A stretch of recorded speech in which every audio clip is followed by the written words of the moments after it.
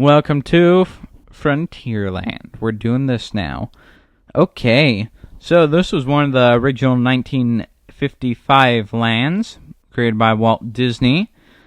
It originally did not have many rides. It consisted of mostly wagons and horses and walking trails. The Mine Train Through Nature's Wonderland opened in 1960, the first ride in Frontierland. A nice little stroll through nature's wonderland in a train. Now, it eventually evolved into what we now know as Big Thunder Mountain Railroad, which we'll get to later. Frontierland, as you can guess, is a Western-themed land. It's very cool. And it has many amazing attractions, like one ride. Yeah.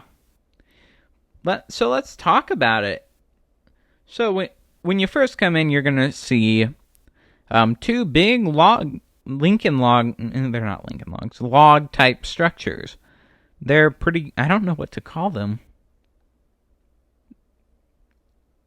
Guard posts, I guess.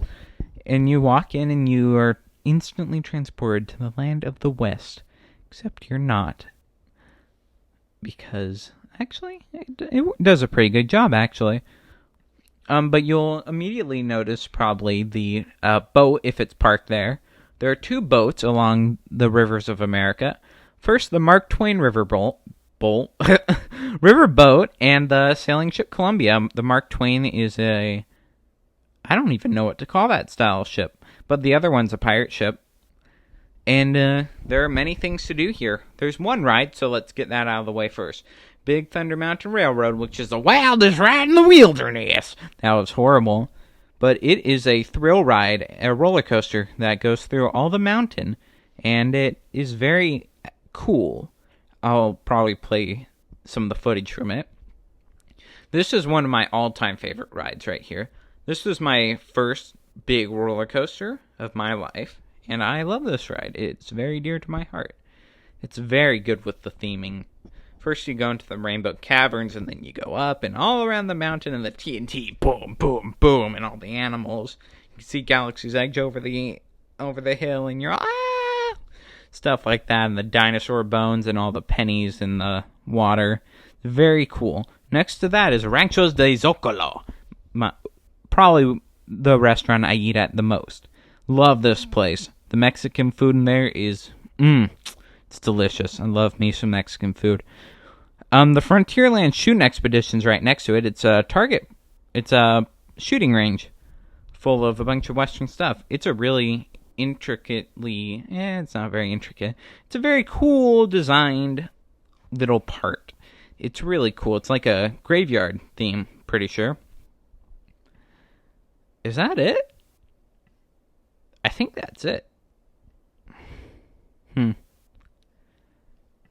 Well, I guess I could talk about Big Thunder Trail. Big Thunder Trail goes around Big Thunder Mountain and connects over to not Tomorrowland. What am I, stupid?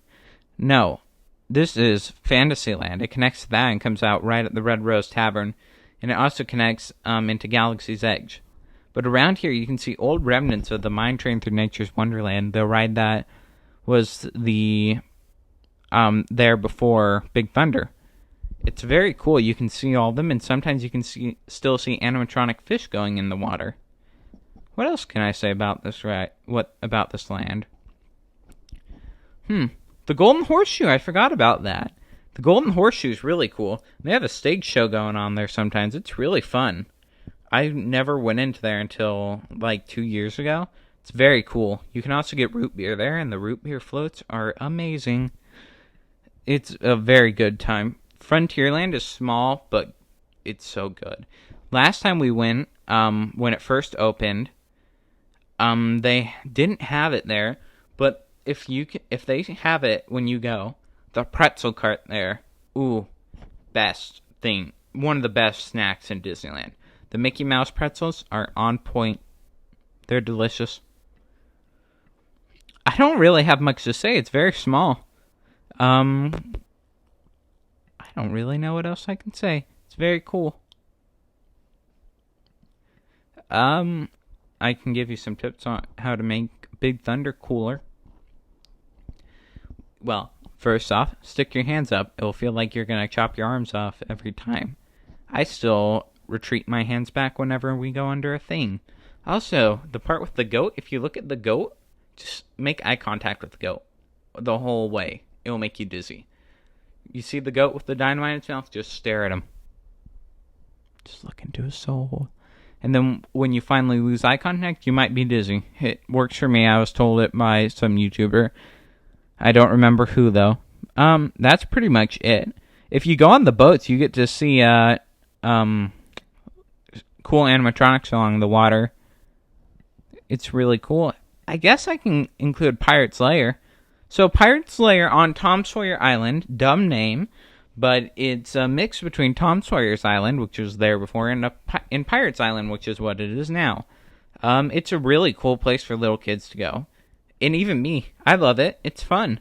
You gotta go over to New Orleans to get to it, but I would still consider it part of Frontierland. It's really cool. You can find a lot of cool things. There are caves and stuff there, a lot of references to Pirates of the Caribbean. It's really cool. I like it. You know what the heck? We're going to include Critter Country in this. Critter Country has been there forever, but nobody cared until Splash Mountain came.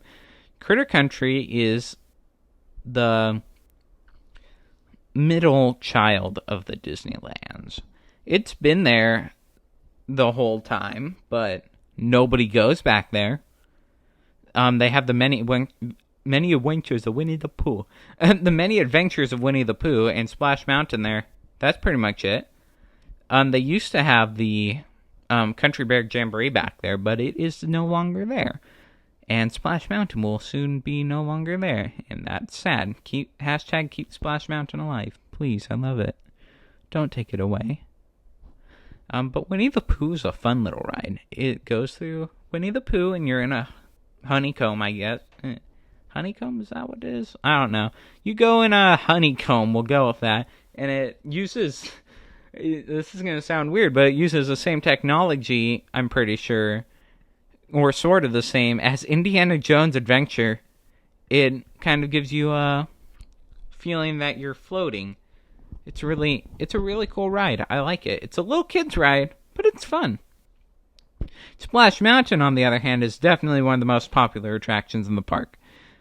It's a log ride, and you go through and experience the story of Brer Rabbit and the Uncle Remus stories.